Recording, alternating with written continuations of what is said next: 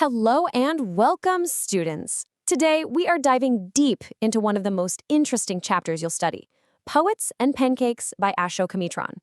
We're going to break it all down to make sure you're absolutely ready for your exams. So let's start with that title, shall we? Poets and Pancakes. It sounds a bit random, doesn't it? But trust me, this strange title is actually a super clever clue that gets right to the heart of the whole story. And here it is, the main contrast. You see, Pancake was the actual brand name of the makeup that was used literally by the truckload at Gemini Studios. It stands for all that outer glamour, the superficial, camera-ready look. On the other hand, we have the poets, who represent the inner world of ideas, creativity, and real substance. This whole chapter is about the clash between these two worlds, all happening inside one of India's most famous film studios. All right, here's our game plan. We'll start by looking at the studio itself. Then we'll meet the people who worked there. After that, we'll dive into a couple of really strange visits, solve the mystery of an English poet, and finally, we'll look at Ashoka Mitran's amazing writing style. Okay, let's get right into it. Our first stop is the setting itself, the world of Gemini Studios. This place was so much more than a film set. It was, you could say, a universe of contradictions. So, Gemini Studios, founded by the one and only S.S. Vasan, was this buzzing, chaotic, creative hub. It was a giant in the film industry for sure, but as Ashoka Mitran shows us, behind all that silver screen glamour, it was a place just brimming with fascinating and often funny contradictions. Ashoka Mitran's sense of humor is just brilliant, and you see it right from the start with his description of the makeup room. Actors were literally caked in layers of pancake makeup so they wouldn't melt under the intense, hot studio lights. And here's the great irony, right? To look good on camera, they first had to be turned into what he calls these hideous, crimson-hued monsters in real life. And this is a really important point for your exams. That chaotic makeup department was, surprisingly, a perfect symbol of national integration. Long before this was a big slogan for the country, this one room brought together people from all over India. A Bengali, a Maharashtrian, an Anglo-Burmese, and so many others, all working together on one thing. So now that we've got a feel for the place, let's meet the people. You're about to see that the real drama at Gemini Studios wasn't always what was being filmed. It was happening right there, in the clash of dreams and ambitions between its employees. At the heart of this human drama, you have this major conflict, the bitter office boy versus the incredibly successful Subbu. The office boy wasn't actually a boy. He was a man in his 40s with big dreams of becoming a writer or an actor. But he was stuck, and he blamed all of his failures on Subbu, who he saw as just a flatterer who got ahead by pleasing the boss. But the thing is, Subbu really was a genius in so many ways. He was the number 2 man at the entire studio, always cheerful and absolutely indispensable.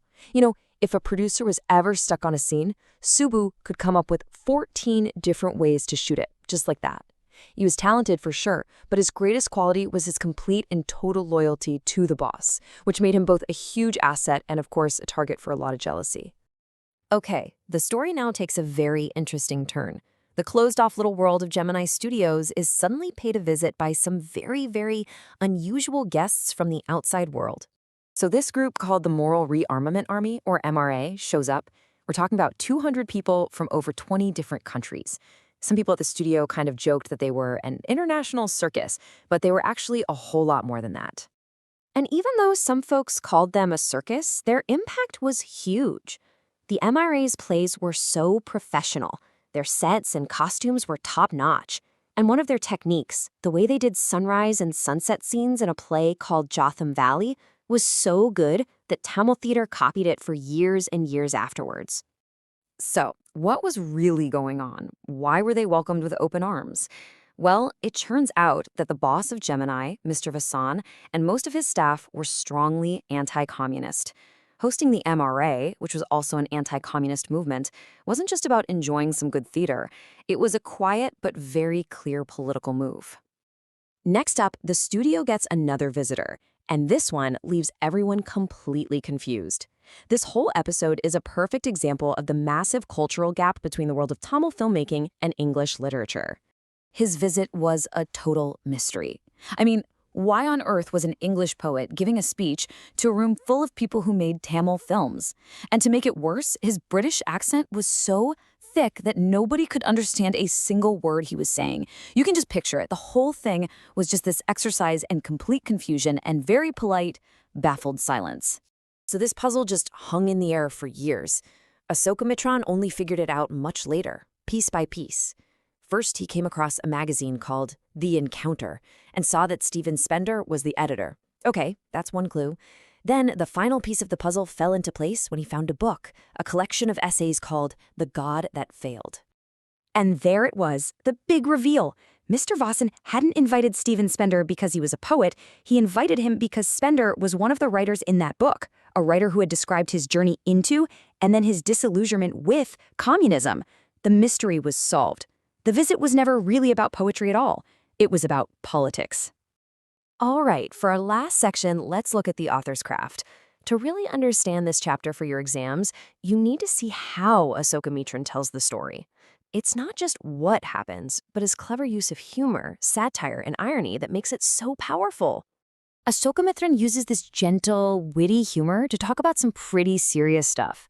He shows us the reality hiding behind the glamour, the frustrations of talented people like the office boy, those huge cultural gaps, and that strange way that art and politics were all mixed up at the studio. Just think about it. His description of the makeup artist turning people into monsters, or the silent, awkward confusion during Spender's visit, it's hilarious, right? But it's also making a very sharp point about how absurd the film industry could be. His tone is always observant and witty, never angry or bitter. And that brings us to our final thought, a question for you to take into your exam. How can humor be such a powerful way to make a social comment? Asokamitron shows us that sometimes the sharpest truths aren't shouted in anger, but revealed with a quiet, knowing, ironic smile. Good luck with all your preparation.